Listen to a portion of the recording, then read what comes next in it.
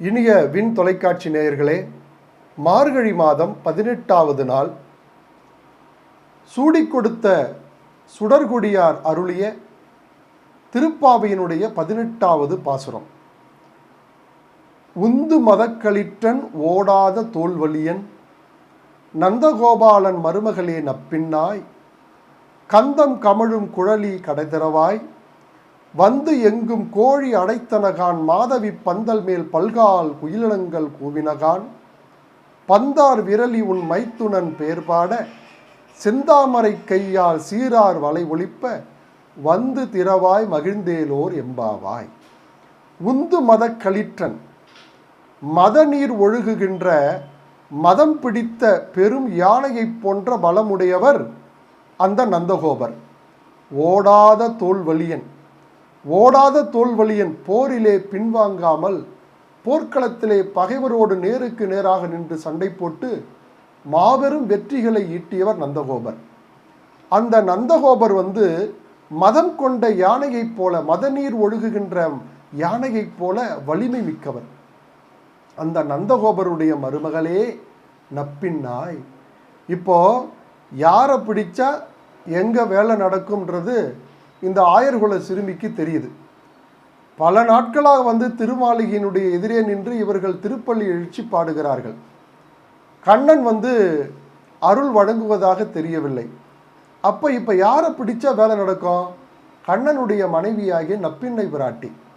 அந்த நப்பிண்ணை பிராட்டியை பிடித்தால் கண்ணனை நாம் அருளை பெற்றுவிடலாம் என்று இவர்கள் நினைக்கிறார்கள். எனவே சொல்ற நந்தகோபாலனுடைய மருமகளே நப்பின்னாய். ஸ்ரீமத் பாகவதத்திலே இந்த நப்பிண்ணை பிராட்டியை பற்றி ஒரு அற்புதமான செய்தி இருக்கிறது. மாதா யசோதையினுடைய சகோதரர் ஆயன், கும்பன் என்ற ஒரு ஆயன். அவர் ஆயர் குலத்தைச் சேர்ந்தவர். அந்த கும்பனுடைய, ஆயர் குலத்தைச் சேர்ந்த அந்த கும்பனுடைய மகள்தான் இந்த நப்பிண்ணை பிராட்டி. அவளை திருமணம் செய்து கொள்வதற்காக கண்ணன் எம்பெருமான் 7 குதிரைகளை பூட்டி அந்த 7 குதிரைகளையும் அடக்கி, காளை மாடுகளையெல்லாம் அடக்கி, அதற்கு பிறகுதான் நப்பிண்ணை பிராட்டியை அவர் திருமணம் செய்ததாக ஸ்ரீமத் பாகவதத்திலே நமக்கு ஒரு குறிப்பு வருகிறது. எனவே அப்பேற்பட்ட அந்த நப்பிண்ணை பிராட்டி தான் நந்தகோபருடைய மருமகள். எனவே நப்பின்னாய் கந்தம் கமழும் குழலி, நறுமணம் மிக்க அழகிய கூந்தலையுடைய பெண்ணே, அழகிய மலர்களையெல்லாம் தொடுத்திருக்கக்கூடிய நப்பிண்ணை பிராட்டியே, வந்து எங்கும் கோழி அடைத்தனகான். நப்பிண்ணை பிராட்டி, நீங்கள் எல்லாம் நல்லா தூங்கிட்டு இருக்கீங்க. ஆனால் பாருங்க, விடியற்காலை நேரம் விட்டது. கோழிகளெல்லாம் கூவுகின்றன. அது மட்டும் இல்லை, கோழி அடைத்தனகான் மாதவி பந்தல் மேல் பல்கால் குயிலினங்கள் கூவினகான். மாதவி பந்தல் என்பது அவரை கொடி. ஒவ்வொரு வீட்டிலேயும் அவரை கொடியை படர்விடுவதற்காக பெரிய பெரிய பந்தல்கள் அமைத்திருப்பார்கள். அந்த அவரை கொடியின் மீது பல குயில்கள் காலை நேரத்திலே கூவுகின்றன.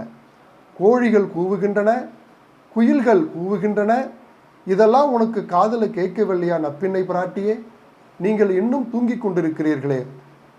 பல்கால் குயிலிடங்கள் கூவினகான் பந்தார் விரலி, பந்து போன்ற அழகிய விரலை உடைய நப்பிண்ணை பிராட்டியே, உன் மைத்துனன் பேர்பாட, உன்னுடைய கணவனாகிய எம்பெருமான் அந்த கண்ணனுடைய புகழை நாங்கள் பாடுவதற்காக இங்கே வந்திருக்கிறோம்.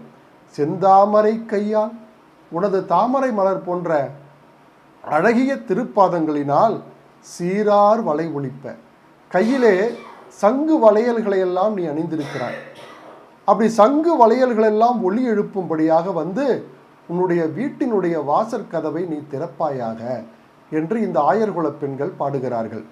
உந்து மத களிற்றன், நந்தகோபருடைய வலிமை என்ன என்பது இங்கே இந்த பாடல் நமக்கு உணர்த்துகிறது. அதாவது மதநீர் ஒழுகுகின்ற யானையை போன்றவர் நம்முடைய நந்தகோபர்.